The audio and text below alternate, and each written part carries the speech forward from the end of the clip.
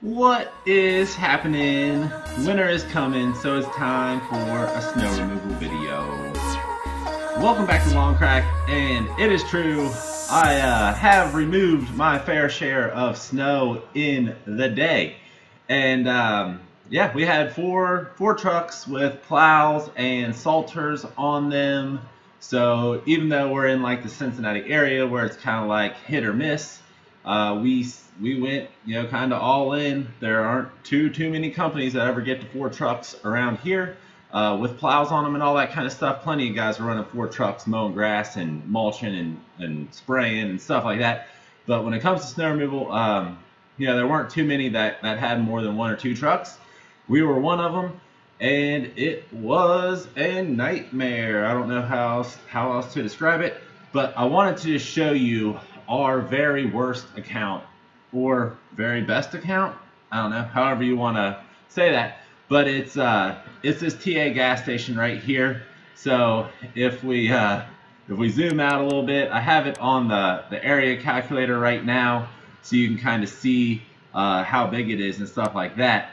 But it's right next to the interstate. This is I-75, 71 running through northern Kentucky going up to Cincinnati. So basically what would happen is all the trucks would come off the road because they couldn't really get anywhere in the snow, and they'd come to the truck stop just to take a nap or whatever they do.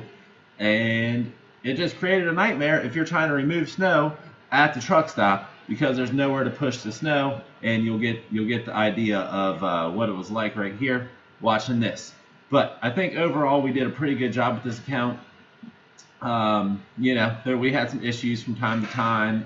We had to deal with truck drivers and everything that comes along with a truck driver. So hopefully you never have to deal with that. But if you do, you have to kind of weigh, is the money worth all of the disgustingness and the headache and just the ridiculousness of, your average truck driver. I'm sure not every truck driver is like this, but a lot of these guys were just dirty, disgusting people that had no respect for anybody else, and it was just really hard to show them any respect. And when you're trying to plow snow around their truck that's sitting in the middle of the parking lot that shouldn't be there, this makes you really aggravated and can lead to a bad situation pretty quick. But this TA had an armed security guard at all times at the location, and that came in handy because guns did get pulled a handful of times and stuff like that. But these truck drivers are just ridiculous. So I just want to basically show you how big it is.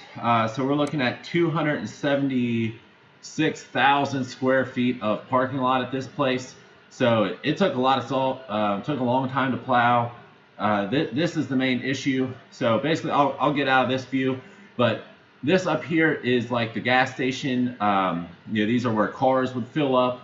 This is where the trucks and stuff would fill up, and all the employees and the regular people would come in the front. There's like Popeyes and some other restaurants over here, and then the little TA gas station. And like, if you've ever been at a truck stop like this, I mean, they had showers, a movie theater, nothing special, but they like entertain the truckers, little arcade place, stuff like that for when they're on the road. And then in the back right here was a service center. So there, we had to make sure the trucks could go all the way through this building right here, because that's where they would go to get serviced. And they needed to get serviced over the winter just like any other time. So that just created a little more difficulty to the job. But let's head over to here. So I just kind of want to show you a street view. So this is a pretty main street, Kentucky 18, Route 18 right here, Burlington Pike, whatever you want to call it, how they give streets a million names these days. But this is where the truckers would come in and out. So from this view, this is right here. So we're looking into that right now. So there's the truck fill up, which is right there. So you can kind of get a reference. So you're kind of dealing with having to go back out and possibly push snow onto a main road. We never pushed snow onto this road, but we did have to back our truck out onto this road to plow in. So that created an issue, and just something to think about if you're quoting jobs on commercial properties that their entrances and exits hit these main roads like this. It can really add a lot of time and danger to the job. So you just want to be careful. But this is it, just without the long crack overlay on it. And then I have this right here where I can kind of highlight some stuff and stuff like that. So what I wanted to do was just show you, like, this front part was not that bad. This had the overhang over it, so you didn't have to really get under there too much. Normally you could just drive by here and drive by here salting, and that would be good enough after you plowed it and stuff like that. But this drive-through created a little bit of an issue because the plows did not like going through the 6-inch curbs here and staying on the ground and keeping your wheels on the ground and everything. So this got a little iffy, and we just hit it with a lot of salt. That was our solution to that, a whole lot of salt right there, and that was fixed. Right here, I would normally plow this out and onto this road. So this road is not nearly as big of a road. It's just 2 lanes. There's really nothing down here. But so I just plow the snow into a pile over here. But if you're ever doing something like that, make sure you get your trailers cleared up, because the city is not gonna take too kindly to you leaving, you know, a foot or 2 hump of snow on each side of where you plowed out of your parking lot. So if you are going to do something like that, make sure you clean up after yourself very well, to risk getting fined or, you know, something worse. I don't know what they would do to you. But the kind of the only bright side about this place really was the sidewalk was really just right here throughout the front of the store. Then there's this, we actually installed that little paver patio or paver walkway. There's another one right down the side of the building here. You had to kind of come all the way to here. And then the truckers entered and exit right here, so you'd have to kind of shovel this a little bit. But for how big this place is, didn't have to do a lot of shoveling, so that was a plus. But so as you can see, like, this is just a, you know, random snapshot in time here, and there's a handful of empty spots. Well, when it snows, all of these spots get filled up. Every single spot's filled up. And then you just have truck after truck after truck after truck after truck acting like they're going to get gas. I don't even think they're going to get gas. Then you normally have another truck behind them like, oh, we're going to get gas after them. And then they get done getting gas and they just park right here. And then they'd be like, oh, there's another truck, we got to scoot up. So then they're just like, literally just like parked all in the parking lot because every spot's taken. And then they make like 2 extra spots right here, like this is helping anything. And it's like, just what are you supposed to do? So the TA was kind enough to, like, these 2 or possibly 3 spots right here, they would leave these empty for us and put cones out and stuff like that, so the truckers could not park there. But they hated doing that because they charge for the trucks to park in every single one of these spots. So they don't want to give up a parking spot because they're giving up however much it was for the truck to park there overnight. So they'd give us like 1 or 2 spots if we had, you know, 3, 4, 5, 6 inches of snow. If it was a small snow, you didn't get anything like that. And honestly, on the smaller snows, with how many trucks are driving around back here, you can almost just get away with salt in it. And it was lovely because they're just constantly moving, crunching that salt. Their engines are running, heating the ground up. But if we did get a decent amount of snow, you did have to plow, and it was just a nightmare. Because like I said, like, you'd have to back your truck out here to come in and then plow this in. So you'd have to be constantly backing out. But then you got to consider the interstate's right over here. So the trucks are constantly coming down right here and then just pulling in here. And then they're just la-di-da-di. They don't have anywhere to go because there's no parking spots. And, you know, then they normally just end up milling around, literally just driving, you know, 3 miles per hour, like we're supposed to just work around them or something. So that was the issue. So every time you back out, you'd really have to pay super attention so you just don't get freaking you know, T-boned and killed as you're trying to remove the snow off this crappy truck stop. But so my plan of attack here was basically I would come in here and plow this snow to right about here. So I plowed to here, and you got to remember there's a stoplight here, so the trucks that are getting ready to leave are just, you know, in a line, and this is a very slight incline coming up here. But when the trucks would stop, they couldn't get going again. So that just yeah, it was just crazy. We're like, we have our plows up in transport mode, like on the bumper of these trucks in 4-wheel drive, like pushing these trucks out. Like, do we get paid extra for this? Because I feel like maybe we should get paid extra for this. But no, you didn't get paid extra for that. So that was another thing. So we had this account on a 4-month retainer, and they paid us $2,500 per month, whether it snowed or not. So that was one kind of cool thing about this account. We got paid no matter what. And the way I structured this contract was, if we did end up plowing, spreading salt, removing snow by hand, stuff like that, we would keep track of all that, of course. And then after there were so many pounds of salt and so many hours of plow time and so many minutes of shoveling that was included in that $2,500 per month. And if we went over and above that, just because the snow required it, then we charged them over and beyond the $2,500. I think there were winters where we charged this place $25,000 to $30,000 for snow removal for the season. So, and then there were years where it didn't really snow, and we did like $3,000 or $4,000 worth of work and got paid 10. So it really worked out. I would highly recommend trying to get a nice mix of time and material snow jobs, and then some maybe flat rate. I'm not big on the flat rate at snow at any circumstance, because every snow is different and this and that and whatever. But if you can get some on time and material and some on a retainer like this, that's a nice little mix, just to kind of safeguard yourself from a no snow to heavy snow situation. Like, no matter what happens, you'll be all right. But I've said it before, I'll say it again, like, if you don't have to remove snow, I highly recommend do not removing snow. And that's going to vary depending on where you are. But if you're in an area like ours that it's kind of like not like a legitimate business, like no one's like around here just making a living off of snow removal, that's for sure. I would say try not to do it if you don't have to do it. It would be much better for your business if you didn't have to worry about getting up in the middle of the night and going out and doing all the stuff and all the maintenance and wear and tear on your trucks and all that. And you could spend that time like building your business, like working on your business. But you have to do that. It doesn't happen by itself.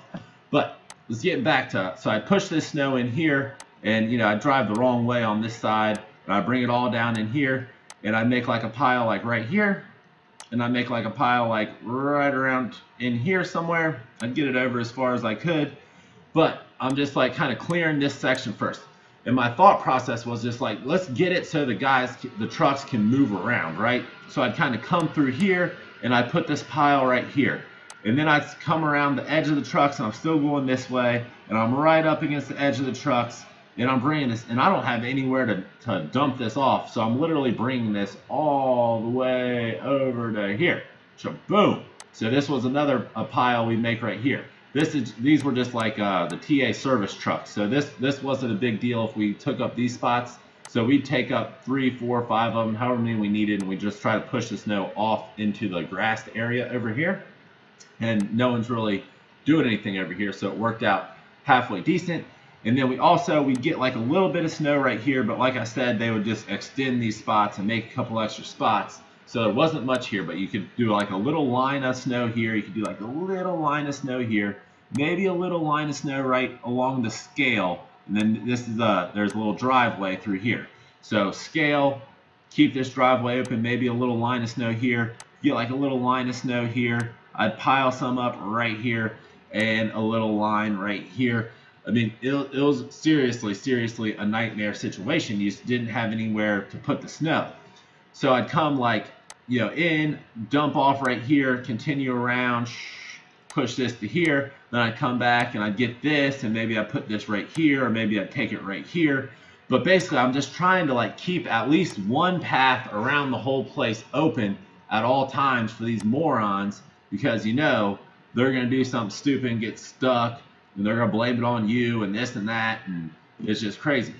So this is one of those places where you don't want an amateur driver. You want a plan that you're just going to get out there and execute as fast as you can. And yeah, that's basically it. So this is kind of, I just wanted to show you guys this to let you know why I hate snow removal. This is basically the main reason why I hated snow removal. But if we hop out real quick and go to the map, I'll show you. Like, we had, so this was our TA, was our big truck stop right here. We tried to keep our snow removal really close together. So we had this place right here. So this was as a point blank shooting range. It used to be some kind of a workout gym place, and then this is part of it too. So we had this whole parking lot coming in here, to this was part of it, to the darker part. So that was our responsibility. A little bit down the street, you come down to the other side of Mall Road here, and we had this place right here, the Florence Antique Mall was ours. So we had these 2 rows of spots right here were our responsibility, and then this right here was also our responsibility. You come up the street, right next to, so the other place we did was the shooting range was right here, and then we had this place right here, Salon Concepts. So we had this building right here was our responsibility, and we had several others, you know, relatively big size. Like this right here is no joke, but I mean it's nothing compared to that truck stop as far as square footage. But that's a big parking lot, and it took some time too. So when we were really removing snow, we had the 4 trucks out the whole time it was snowing, and we took care of anywhere between 12 to 20 commercial properties, and then we had 20 to 30 residential properties, depending on how much snow we got. Like if it snowed a lot, then all the residentials are like, yeah, come do it. And if it just snowed a little, then some of them are like, oh, we're cheap, we don't want it. So you know how that goes. I'm sure you know how that goes. But I just kind of want to show you that, you know, along with mowing an absolute ton of grass and doing a lot of fertilization, weed control, and we used to do everything back in the day, but we removed our fair share of snow. And like this place, it took 2 plows down. Like one year I hadn't got my last 2 trucks yet, so I only had 2 plow trucks, and we had an ice event, and the way the ice was like just grabbing the plow blade and everything, it literally broke both of my plows. We had to chain them up, limp them back to the shop, get them welded on, and this and that and everything else, and it was just absolutely embarrassing. I had to call my buddy to come in and finish the job for me. You know, obviously lost a lot of profitability in the job having to do that, but at least we got the place cleaned up a little bit, enough for them to be able to operate and keep their business open and keep their customers halfway happy. But when your customers are truckers, you know, it's an iffy situation from the get-go. But yeah, man. So I do want to kind of hop in and take a look at how much we charged and stuff like that, how long we were here, what it took as far as snow and stuff like that. So I will open up some files real quick. We'll take a look at it and we'll wrap this video up. Okay, so before we wrap this video up, I just kind of wanted to show you some of the contracts and just the invoices and stuff for the snow removal we did at the TA, Travel Centers of America. We just call it TA. But so this is just kind of a don't be afraid to raise your rates thing right here. 2014 to 2015, like I said, $2,500 per month. December through March, so that would total $10,000. And apparently I forgot that I had raised their rates, because if you look right here, the following year, I raised that up to $2,785 per month. So I was definitely for a total of $11,140. So like, yeah, we'll do it again this year for $1,140 more dollars than we did it last year. And I bet these were bumped up a little bit too. The plow per hour time, the pounds of salt included, and cents per pound of salt over what was built into this $10,000 or $11,140 contract. So just definitely on, especially on the snow removal, the companies are limited to who they can possibly use, so don't feel like you need to give them a deal at all. Charge what you're worth, and as long as you're providing value, you're okay in my book. But let's take a look at the invoice here, because I just went through a couple of them and it was pretty funny. So right here, pound spread, 2,900 pounds. So I want to say there's 2,450 pounds of salt on a skid.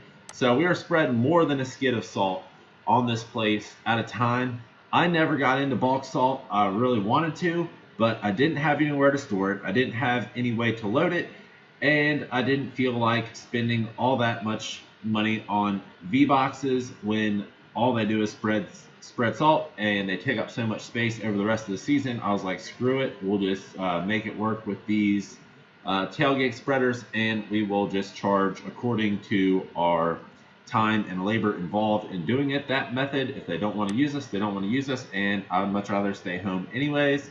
So that worked out.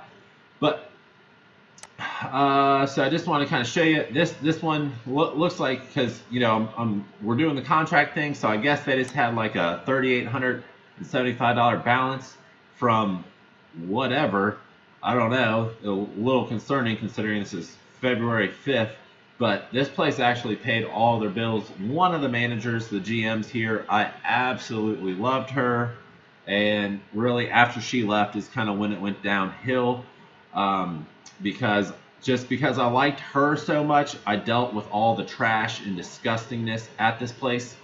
But after that, I was kind of like, screw it. You guys are just going to pay us a ton or we're not doing it. And what happened was I actually went to mow this place one time. I went to mow it literally one time. We had the account for 3, 4, maybe even 5 years. But it was the first time I went personally on a mow crew to mow it. And I went back by the trucks, and I got back there, and I turned the mower around, went right back to my truck, got my my trimmer dude, and said, hey man, we're out of here. He's like, we're not done. I said, we don't do this account no more. I'm going to shoot him an email and tell him this is garbage, disgusting. We're not charging you for today. You can pay us for everything we've done, but we're not going to get like some crazy disease trying to cut this disgusting place back here. So right here, so this is nothing crazy. Arrived at 4:45 a.m. I mean, if you're going to plow snow, just get used to these crazy hours. What were the hours on this? 1:20 a.m. So we got 2/5, so February 5th, February 13th. So now we're at February 17th, and then we're going to be February 18th and 21st. So just kind of showing you like that, you know, it's not like once a week or something. Like sometimes it comes in drones, and it sucks because look at this. Arrived on at 9:10 a.m. on the 16th and stayed until 2 a.m. on the 17th. So that's a freaking long time, man. What was that? 12, 13, 14, 15, 16, 17, like 17 hours straight at this place. That's freaking nuts. Oh my gosh, 5 hours of labor time. So that would be shoveling the snow. So 13.77 hours of plow time. Oh my. So I'm sure this was just a super fun event. And so that's 2/17. So the very next day, look at this. Arrived at 5:21 a.m. at 10:02 a.m. at 12:20 p.m. at 1:12. Second truck. Oh my gosh. So this was just a doozy and a half. You know, that day must have sucked. Those couple days probably ran together. And then here's another one where you're just constantly coming back to this place to like try to touch it up and keep it moving and this and that. 30 hours of plow time on this event. So absolutely crazy stuff. And that's why I hate snow removal. I mean, the numbers add up, I guess, but when you think about the wear and tear, the stress on the employees and keeping your guys employed all winter when you really don't have stuff for them to do and stuff like that. But just to kind of reiterate how crazy the trash was, I want to say the last time we removed trash here, because you see here, so 3/24/15, so March 24th, 2015, I charged them $1,000 to pick up their trash. And I want to say the last time we picked up their trash, I charged them more like $3,000 because it was just ridiculous. I mean, you're going 20 to 30 feet into the woods to pull out bottles filled up with piss and Kroger bags in them. So that is why the price went up. We were pulling like tires out of it. The truckers would dump whole pallets of stuff. Like they'd be overweight, so they'd throw off a whole pallet of crap. Like normally it'd be like a pallet of, say, green peppers, and you're like, oh, who cares? Well, when you have a pallet of green peppers disintegrating in the area where you're supposed to be mowing or picking up the trash, it really creates a freaking disgusting situation very fast. And that is why I just really said screw this place in general, and why I don't like truckers, and probably why I don't like snow removal and all that. But it is what it is. But I just kind of want to show you, we did do more than mow and spray and all that. But if you liked the video, please remember to like and subscribe and all that kind of stuff. And until the next video, you already know, keep making money.